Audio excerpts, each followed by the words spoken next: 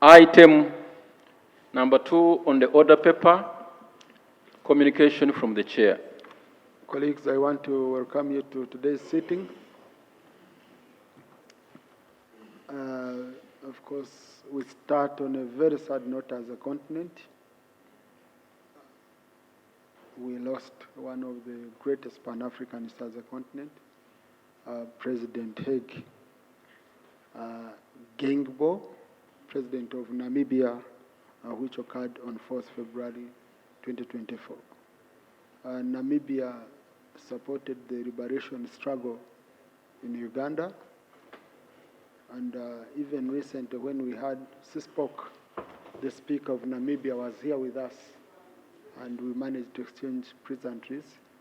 We have been working with them very, very closely.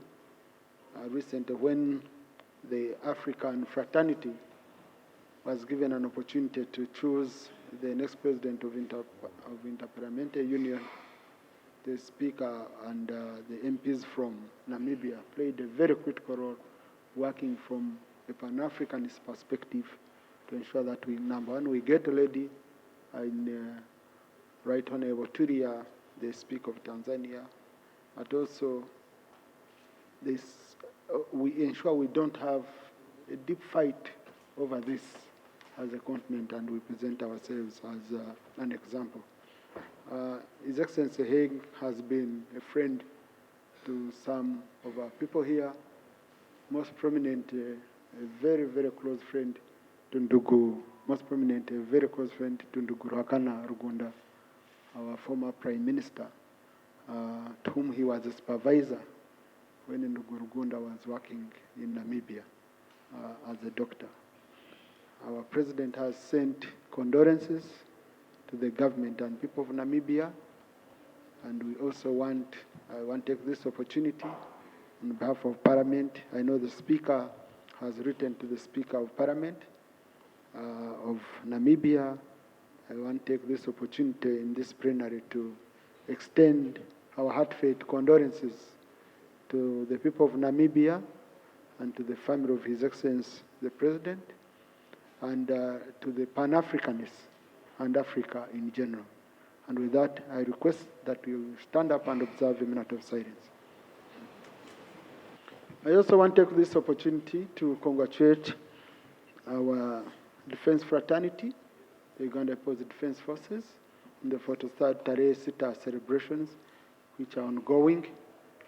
Our army, today, unfortunately, we don't have any of them to be with us because they are on the celebrations, but they are the true nobility of our country. Whether we agree with whatever, but they've tried their level best to keep our borders safe, to make Uganda a safe country for most of us to thrive in whatever career, in whatever aspects of life that we are pursuing. So I congratulate them very, very strongly. And I hope when they come, I did know my friend who deserted, Honorable Chemaswet. He stood up on their behalf to acknowledge. But I don't know whether he sorted out his issues with the UPDF on how he left when he was deployed in northern Uganda. But Honorable Chemaswet and your team, congratulations. Yeah. Yes. Honorable colleagues, His Excellency the President has assented to some of the bills we have sent to him, and we have received notification he has assented to the Civil Aviation Amendment Act 2024, the Judicature Amendment Act 2023, the Explosives Act 2023, the Narcotic Drugs and Psychotropic Substances Control Act 2023, and the Competition Act 2023. We really hope these laws are going to play a very, very critical role in facilitating the smooth running of government, the smooth running of the business, especially the Competition Act. And Honorable Minister, you remember you promised us on the consumer protection, which we said we needed it separate from the Competition Act. Now we are at par with our peers in the region. I hope we shall use it effectively. So, Honourable Minister, we need the Consumer Protection Act. We don't want it also to come as a private member's bill, but private members will move if you don't fulfill what you promised us. Honourable colleagues, in the distinguished VIP gallery this afternoon, we have a delegation of staff from the Senate of the Republic of Kenya here on a benchmarking visit to Parliament of Uganda. They include Ms. Ruth Vosaka, Hansard reporter, Ms. Linda Ilusa Chavera, clerk assistant. To express my heartfelt condolences for the people of Namibia for losing that great leader at the age of 82. Mr. Speaker, I want to salute the people and the government of Namibia for the smooth transfer of power from the late president to his vice president, just emulating Tanzania anyway, to his vice president, Mbumba. It has been a smooth, peaceful transfer from him to the vice president without any rift. How I wish it would happen in the other countries. Mr. Speaker, most importantly, Mr. Speaker, Order, honourable colleagues. Did I hear you, Honourable Namesha, saying in other countries? Yes. So if a colleague has said in other countries, what's the problem? Okay. So, but Honourable Namesha, maybe, no, what you need to clarify, what you need to clarify is that you're not wishing any president to die. But what you wish is a smooth transfer. Most obliged, Mr. Speaker, sir. I do not wish anybody, and as a presiding apostle, Mr. Speaker, I'm God-fearing, and I wouldn't pass judgment for anybody to die prematurely. But a guilty conscience has no accuser, Mr. Speaker. Mr. Speaker, sir, most importantly, a lesson you would draw from the demise of Namibia's beloved president would be about the superb healthcare services, particularly the state-of-the-art cancer institute in Windhoek. Windhoek is the capital of Namibia. Is where this late president and other presidents have been actually hospitalized and sick, have sought superb medical care. It would be a lesson for us, especially as legislators here, who have the cardinal role of appropriation, to think twice about increasing the budget of health, this sector of health, and focus attention on improving our healthcare services, especially in the national hospital, referral hospital, like Mulago, Mr. Speaker, sir. But year in, year out, the budgetary allocations have always been skewed in favor of 3 lion shares. The lion's share goes to security, defense, and of course, sometimes on infrastructural developments. But for once, we would get to know that life should always be put first. We would rather have our healthcare services improved than having our own dying in the neighboring countries. I don't want to mention, Mr. Speaker. Otherwise, I thank you for the opportunity. Thank you, Lop. I really totally agree with you. We have to focus on the health sector seriously. And that's why Parliament passed here a request where we are going to have a center of excellence, one of the best centers of excellence for cancer in the region. And I saw yesterday, I was watching Professor Riem, the head of Cancer Institute. He was explaining and saying what we are going to have, it will be like in only 2 countries on the African continent. So we are doing well. Number 2, it might not be, it's not just a matter of having them, it's not sufficient. President Haig has been sick in America. He came back, and they were open about it when they were taking him. They announced to the nation. He went to America to treat the cancer, and after they brought him back to Namibia. So even Namibia, which has good facilities, one day, one day, yeah. But honorable colleagues, please, I want us to shoot. I had allowed Honorable Achon. Right Honorable Speaker, my condolences too to the people of Namibia upon a loss of a president who championed the women's cause during his leadership. Right Honorable Speaker, Namibia, during the audit, the gender audit that is conducted, was ranked 12th in the world among the countries with the highest representation of women in parliament. We need to commend him for that, a legacy that he has left, and even, respecting their constitution and not trying to amend it to seek a third term. He actually, the successor who has been chosen to run for president in the November elections is actually a lady. And Namibia, hopefully, if this lady goes through, will have a lady president for the first time. We need to thank him for that. Right Honorable Speaker, I'm talking about Namibia.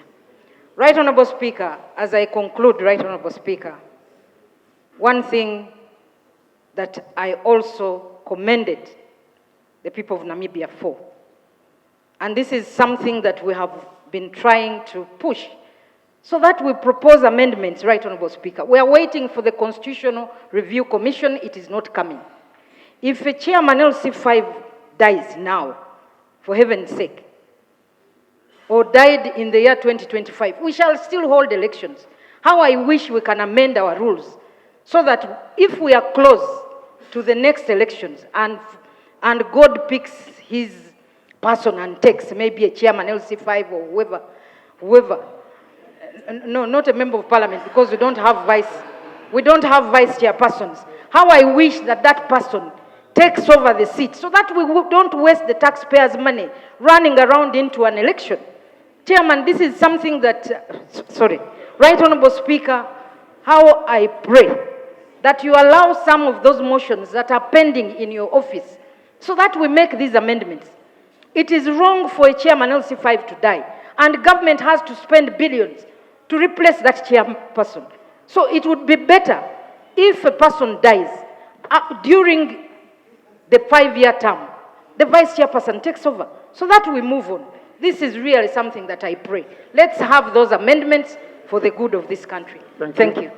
Yeah, Honorable Sarah, I really pick your mind. Honorable Attorney General, when are we receiving the proposed? We don't know, by the way, if they are there. I don't know whether we are forcing them on you, whether you have any plan. Can you give us some update, Attorney General? Thank you, Right Honourable Speaker. One, if I understood my sister, Sarah, clearly, she's saying that there should be a time where the deputy takes over and there is no need for by-election. Our law is clear.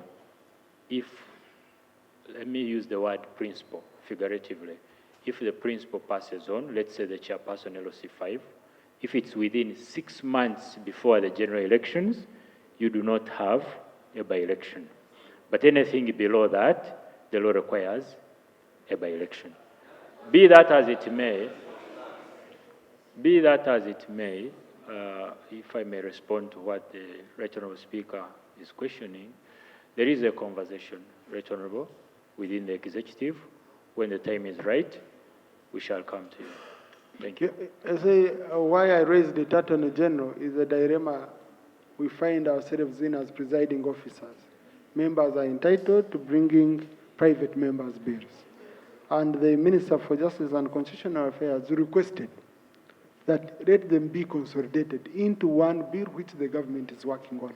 Now the issue is, if we say that at the convenient time, then... Right Honourable Speaker, a Constitutional Review Commission, when it is established, when it is formed, it would be required to go around the country and collect people's views to see what we need to add, subtract, improve onto our Constitution, some of which may require a referendum, all of which requires a lot of money and time.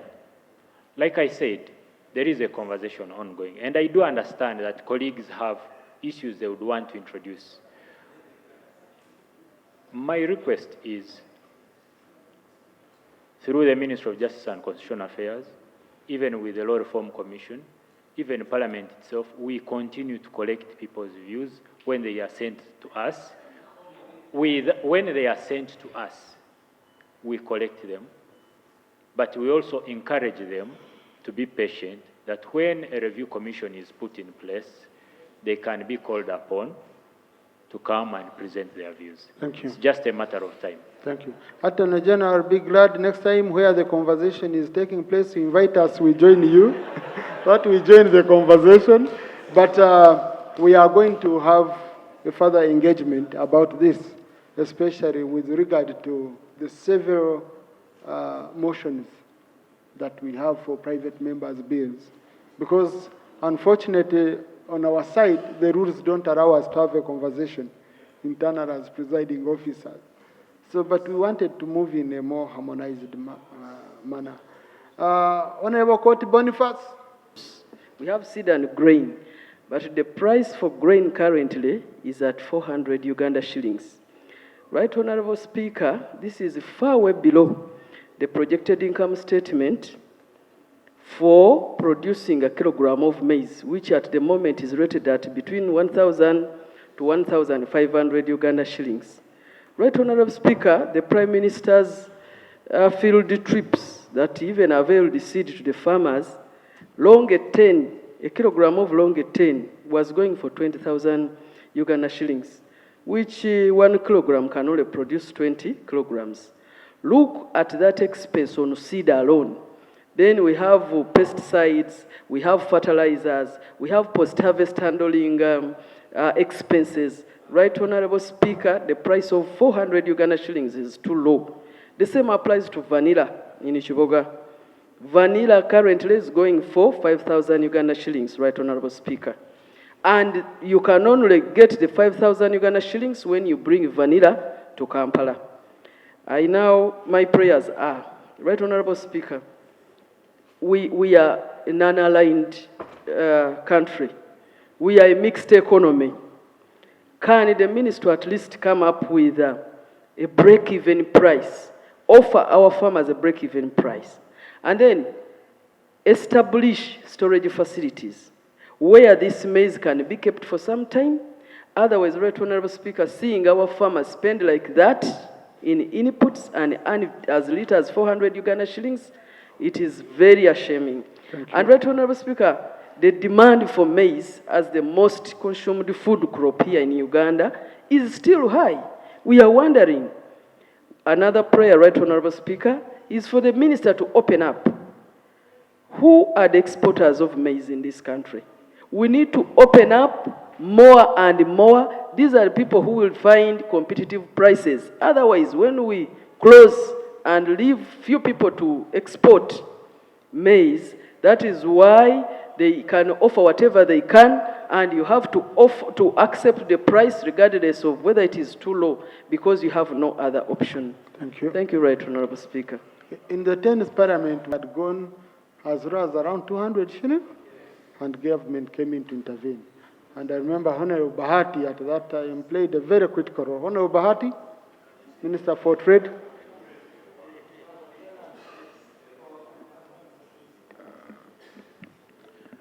Thank you, Mr. Speaker. The prices of these commodities not only affecting maize, but also we have a situation of tea.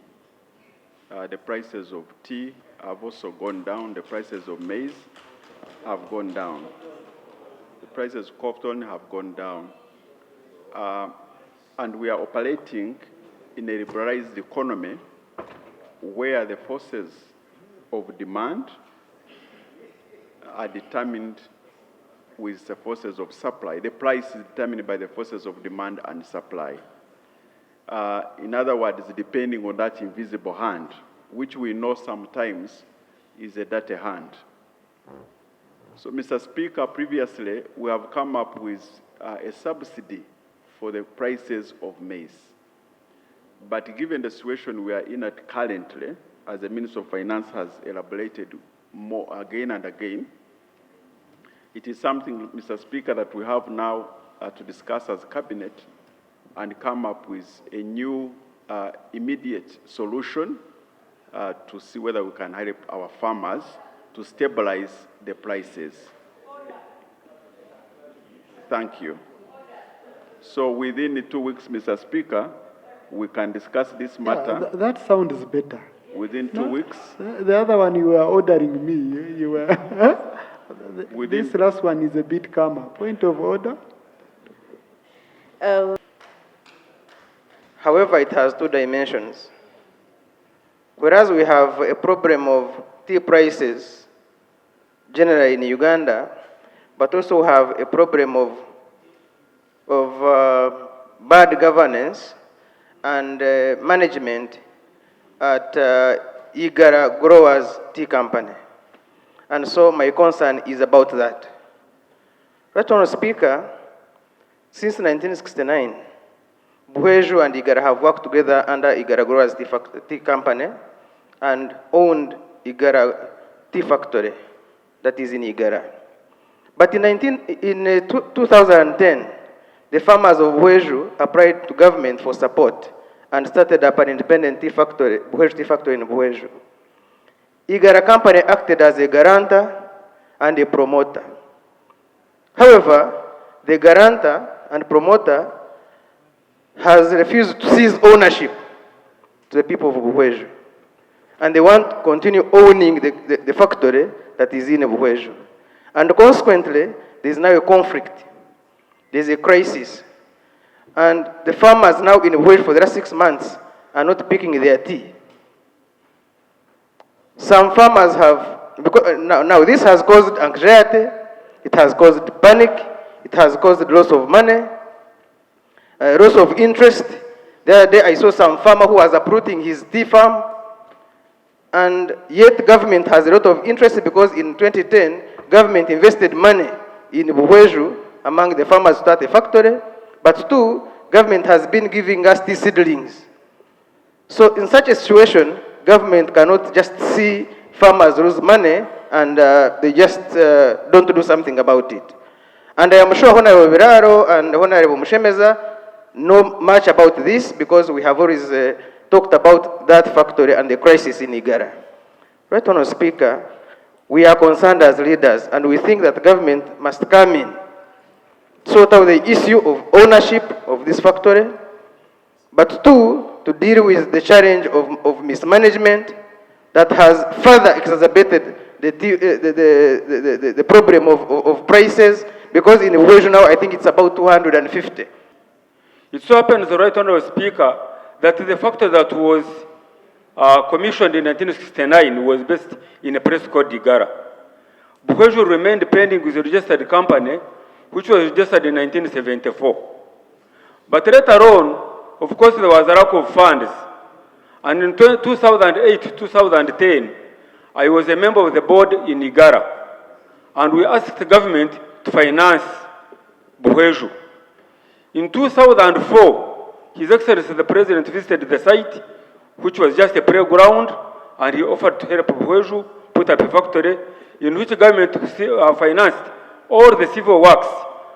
Right Honourable Speaker, I think a total funding from government was about 14 billion shillings. And Igara, together with Buheju and Mitoma and Shema, contributed machinery.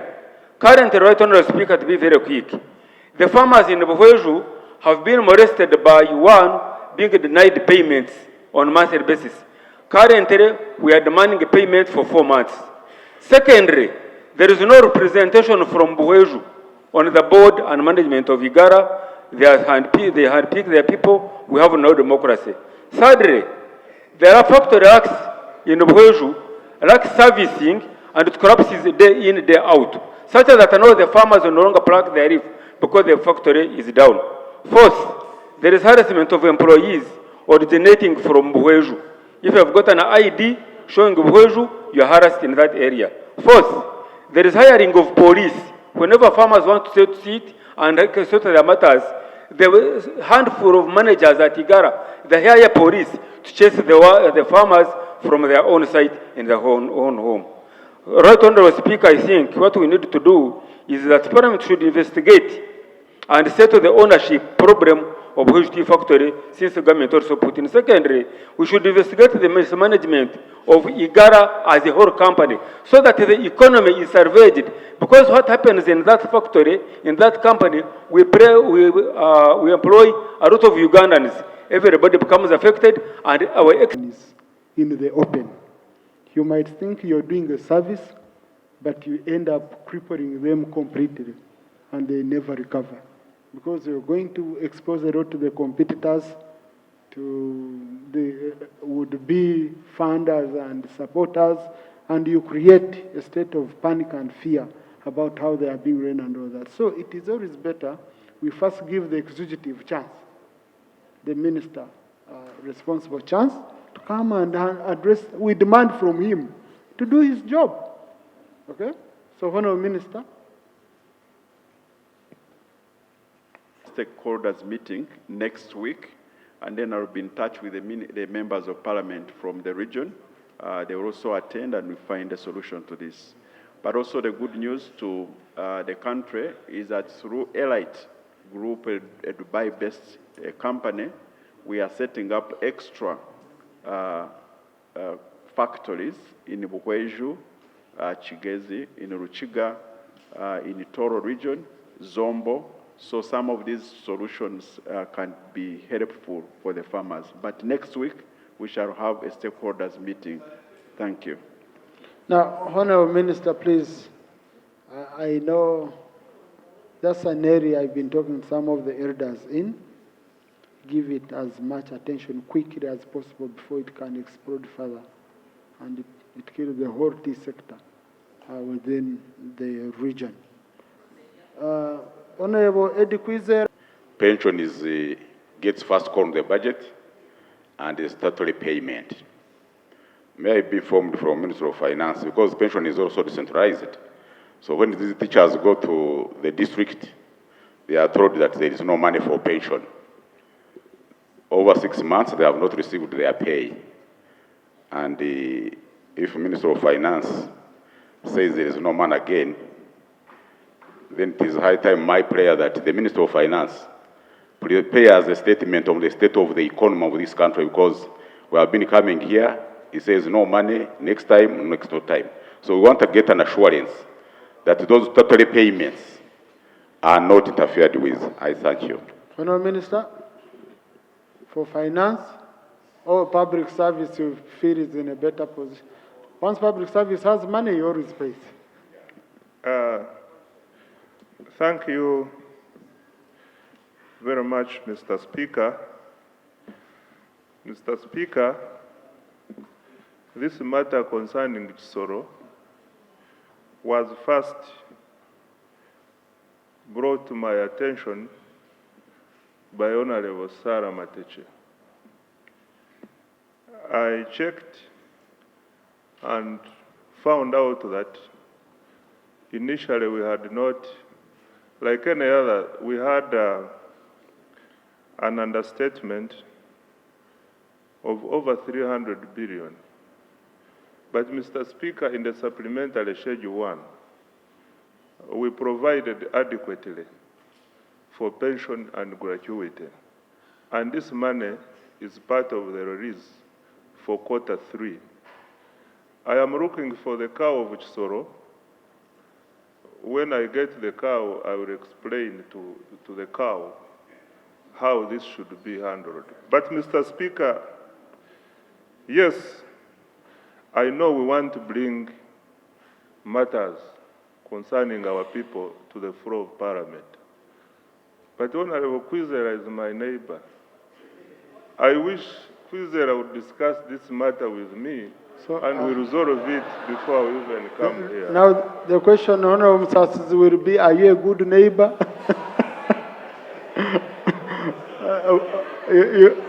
It seems you don't invite him for good things at your place, so you're not a good neighbor. But anyway. 2020, Mzee George William Okago, Chapa Town Council, together with 43 other people, took Rare to Soroti Court under civil case number 20 of 2020. The reason for the dispute was because Rare planted the pole in their land without their consent. The matter is still pending in Soroti Court. In 2021, the power line was from Ochapa Town Council to Kateta Sub-County was commissioned by Rare and Umeme, and the beneficiaries therefore started using power. But in February 2023, Umeme turned off power because of the pending case in the High Court. It is now about 12 months when there is no power there. Now, the matter is already in court. It's been going back and forth, but this is affecting our people.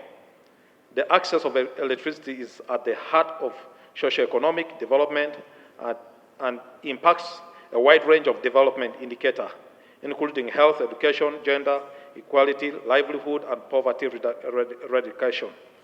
As a result of unresolved dispute, the following institutions have been affected. Now, Honorable, just give us your prayers. My prayer is this matter must be handled immediately. One, because the health centers have been affected, and schools are being affected, businesses have been affected, and the other issue is that, some people got loan through the Mioga, and we are saying we want to eradicate poverty.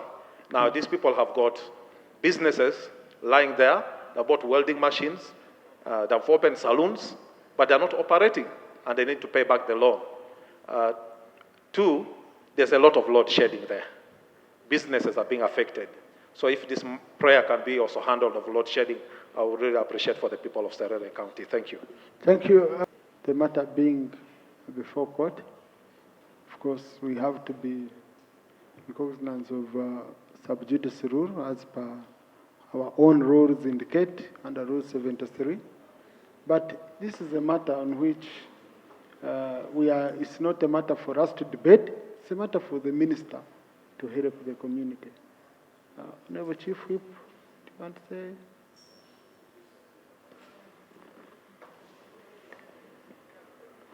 Right Honorable Speaker, cognizant of the provision of Rule 73 as you quoted, and the fact that the member did state that this case is pending in court, but the court proceedings should not stop the wananchi or the people from benefiting from government services, I would request that I touch base with the honorable member, link him up with the Minister of Energy, and we see how this matter can be resolved such that the people, as they wait for the case pending in court, can get the desired services from government. Thank you, Right Honorable Speaker. Thank you, Honorable.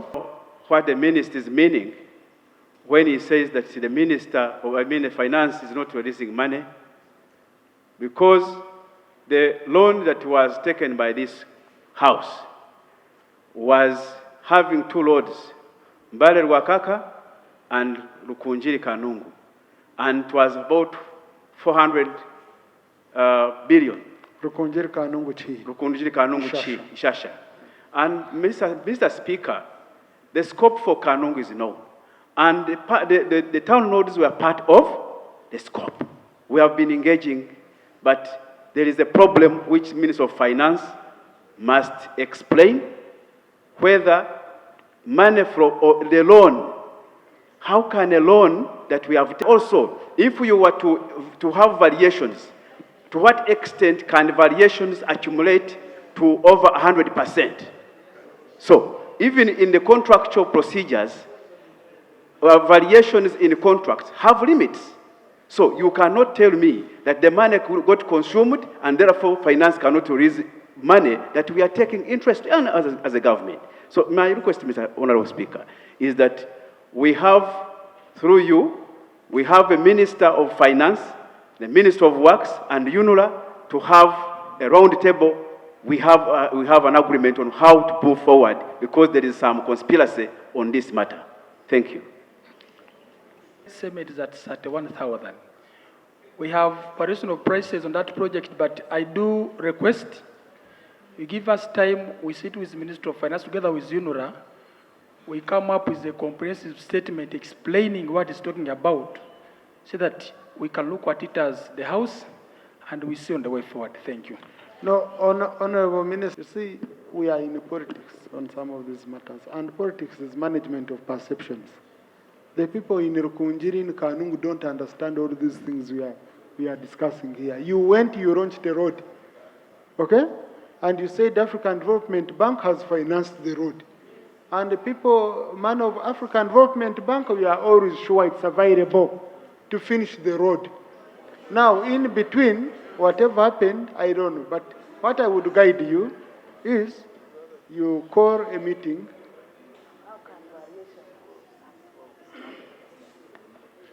Mr. Speaker, indeed we are in politics.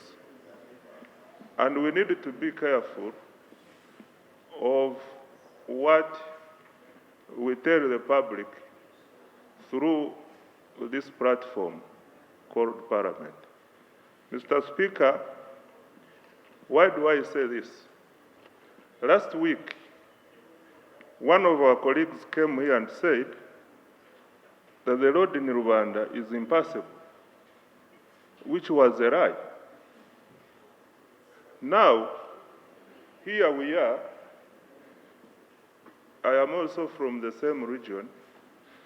We need to satisfy ourselves that indeed it is true that the scope of work which was to be done is what Honorable Kaberuka and Dr. Rutahigwa are talking about before we talk about the crisis of variation and other things. Mr. Speaker, I pray that you allow us time. I check with finance, together with my colleague. We'll satisfy ourselves on the scope before we can determine the way forward. Otherwise, we risk telling lies here, and then we get into a political crisis. Thank you. Honorable, in Parliament, they don't tell lies, they give wrong information. Okay? Those lies are intentional. Mr. Speaker, we risk giving wrong information. Yes. I want to thank the Honorable Namuga for correcting me on this. Thank you very much. Now, that's why when this money has not gone to the schools as should be. In fact, some schools have yet to open, the UPE schools that is, because capitation grant is money that is meant to empower the operations of the school, pay utility bills, electricity, water, scholastic materials, the general operations of these schools. So once this money is not availed to the school, how do we expect them to operate? Because like I'm saying, some have actually not opened yet because of this challenge. I don't know why we delay to send this money and want it to go along the way. And yet we knew about when the term opens. The money should go fast for the school to be able to open and operate. So it would be prudent to establish, is it a challenge with Ministry of Finance? Is it Ministry of Education? Is it local government ministry where this is habited? It would be important to know and to find a very quick remedy for these schools to operate. Relatedly, Right Honourable Speaker, again this capitation grant, and it's good we are handling the budget process, it's too little money. When you have 20,000 shillings per UPE pupil per year, not per term, but per year, and we expect good standards from these schools, we expect these children to operate and compete at international level. It's not possible. The magic will not happen. I hope that we can review this, because if we are talking about securing the future of these young people, you secure it by investing in education.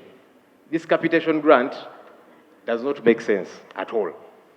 Finally, Right Honorable Speaker, again related to schools, we have been reached out to, and I'm sure a good number of colleagues here, by teachers in schools, arts teachers. Because government passed a policy and said we want to focus on sciences. And that's a good thing. We are in the AI age. But it is problematic when we think that the arts are not important. You have a science teacher earning about 4 million shillings, that's at degree level. Their arts counterpart is earning 1.2 million shillings. They are both teachers at the same level. They teach the same hours. They sit in the same staff room, and we expect them to operate well. It cannot happen. These arts teachers feel marginalized, and yet we expect good output from them. We expect them to teach for the same time that the science teachers do teach, and when they don't deliver, we are complaining. I think it's high time that government revisits this. Let's focus, yes, on the sciences. In fact, I think that the best way to focus on the sciences, one, yes, pay the teachers better, but we are saying not just the science teachers. But as you're trying to do that, these schools, a number of them don't have laboratories, USE.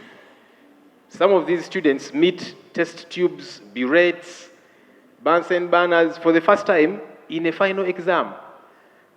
And you have been seeing the performance of these government-funded schools. It's poor, simply because we are not putting our money where our mouth is. Hopefully, government can wake up to the reality of these issues. Thank you, Right Honourable Speaker. Thank you. Thank you. There used to be fewer children because parents always went to work without the children. And in some islands, it's only men who went there without the women. Women would, don't confuse me. Now, Mr. Speaker, the population in the islands has increased. The schools that had been built in the islands, those days cannot accommodate the number of children and the facilities there are. Mr. Speaker, in some local governments that have income or local revenue, they can contribute like facilities like desks to schools. But there are some local governments, because of their geographical nature and the fishing that has collapsed. Mr. Speaker, we are overwhelmed by requests